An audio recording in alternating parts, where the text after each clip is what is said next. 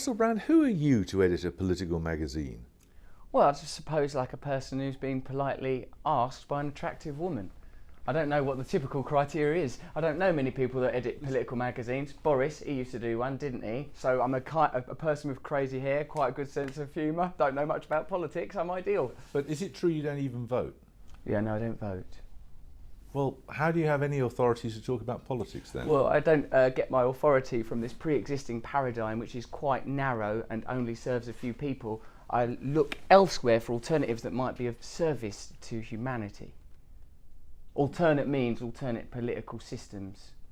They being? Well, I've not invented it yet, Jeremy. I had to do a magazine last week. I've had a lot on my plate. But here's the thing it shouldn't do. Shouldn't destroy the planet, shouldn't create massive economic disparity, shouldn't ignore the needs of the people. The burden of proof is on the people with the power, not people like doing a magazine. How do you imagine the people get power?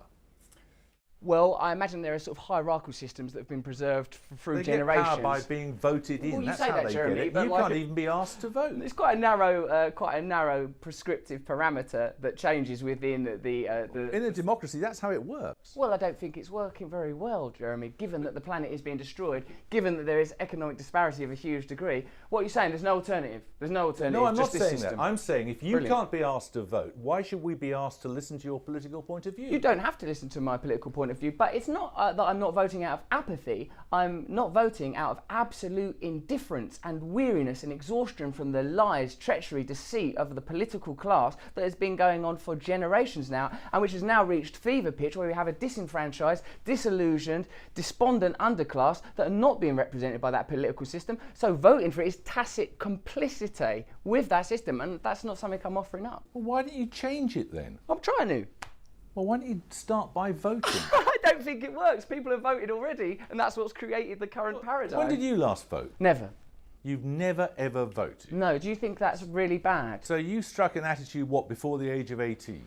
Well, I was busy being a drug addict at that point because I come from the kind of social conditions that are exacerbated by an indifferent system that really just administrates for large corporations and ignores the population that it was voted in to serve. You're blaming the political class for the fact you had a drug problem? No. I'm saying I was part of a social and economic class that is underserved by the current political system, and drug addiction is one of the problems it creates when you have huge, underserved, impoverished populations. People get drug problems and also don't feel like they want to engage with the current political system because they see that it doesn't work for them. They see that it makes no difference. They see that they're not served. Well, I say that it doesn't work for them if they don't bother to vote. Jeremy, my darling, I'm not saying that the apathy doesn't come from us, the people. The apathy comes from the politicians. They are apathetic to our needs. They're only interested in servicing the needs of corporations. Look at what ain't the Tories going to court and to taking the EU to court because they're trying to curtail bank bonuses. Is that what's happening at the moment in our country? It is, isn't it? Yeah, there is. So why am I going to tune in for that? You don't believe in democracy. You want a revolution, don't you? The planet is being destroyed. We are creating an underclass. We are exploiting poor people all over the world. And the genuine, legitimate problems of the people are not being addressed by our political class. All of those things may be true. They are true. But you took...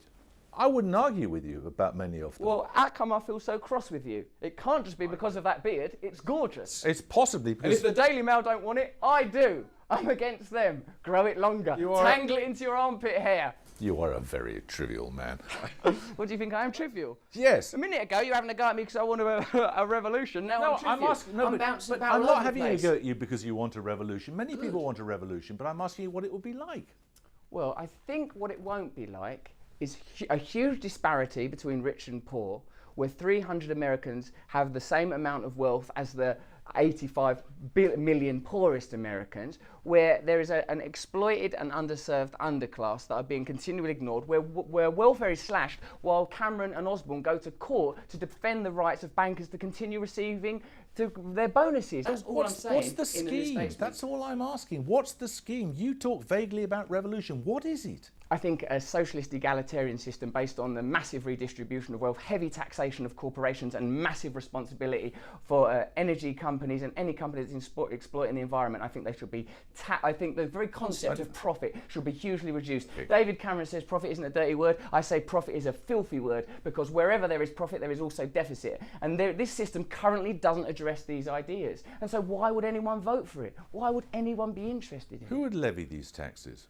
I think we do need to, there needs to be a centralised administrative system, but built on...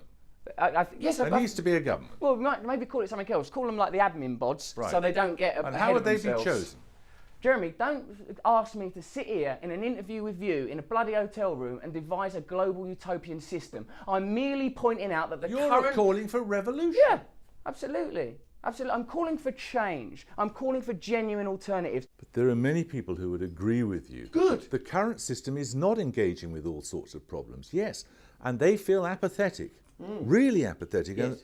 But if they were to take you seriously and not to vote, Yeah, they shouldn't vote. They should. That's one thing they should do. Don't bother voting, because then when it reaches, there's a point. So these little valves, these sort of like little cosy little valves of recycling and Prius and like turn up somewhere. It stops us reaching the point where we think, oh, this is enough now. Stop voting. Stop pretending. Wake up. Be in reality now. Time to be in reality now. Why vote? We know it's not going to make any difference. We know that already. So I does have more make a impact difference. at West Ham United, cheering them on, and they lost the City unnecessarily Saturday.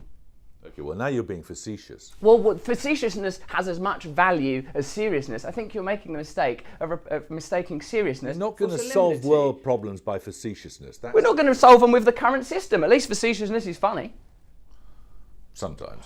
Yeah, sometimes, Jeremy.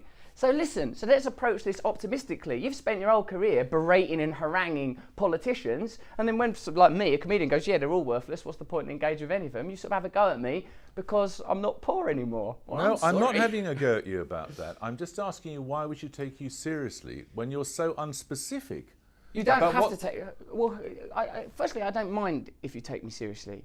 I'm here just to draw attention to a few ideas. I just want to have a little bit of a laugh. I'm saying there are people with alternative ideas that are far better qualified than I am, and far better qualified, more importantly, than the people that are currently doing that job, because they're not attempting to solve these problems. They're not. They're attempting to placate the population.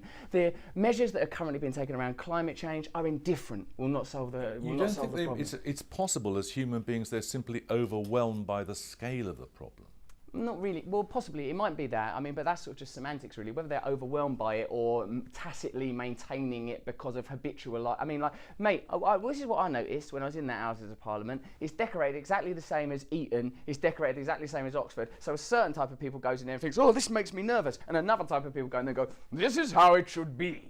And I think that's got to change now. We can no longer have erroneous, duplicitous systems held in place unless it's for the only systems that serve the planet and serve the population of the planet can be allowed to survive. Not ones that serve elites, be they political or corporate elites. And this is what's currently happening. You don't really believe that. I completely believe it. Don't look at me all Ed- weary like well, you're at a fireside with Ed- a pipe and your I mean, beard. Ed Miliband wasn't elite. Well, he went to the same primary school as Boris, though, didn't he? He did, but he then went to a comprehensive school in North London. That's very good. That's all well and good. But what I'm saying is that within the existing paradigm, the change is not dramatic enough, not radical enough. So you can well understand public disturbances and public dissatisfaction when there are not genuine changes and genuine alternatives being offered. I say when there is a genuine alternative, a genuine option, then vote for that. But until then, don't bother. Why pretend? Why be complicit in this ridiculous illusion?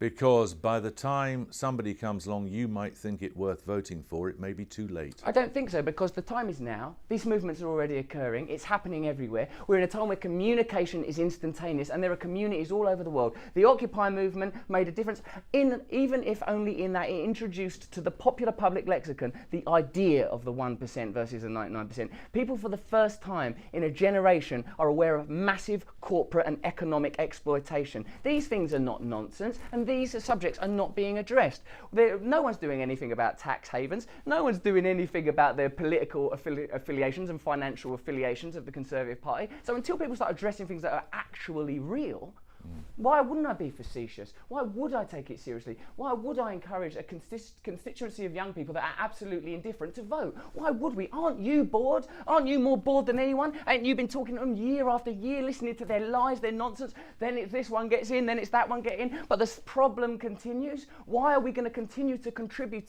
to this facade? I'm surprised you can be facetious when you're that angry about it. Yeah, I am angry. I am angry. Because for me it's real. Because for me, it's not just some peripheral thing that I turn up once in a while to a church fete for. For me, this is what I come from. This is what I care about. Do you see any hope? Remember that? Yeah, totally. There's going to be a revolution. It's totally going to happen. I think not only I ain't got a flicker of doubt. This is the end.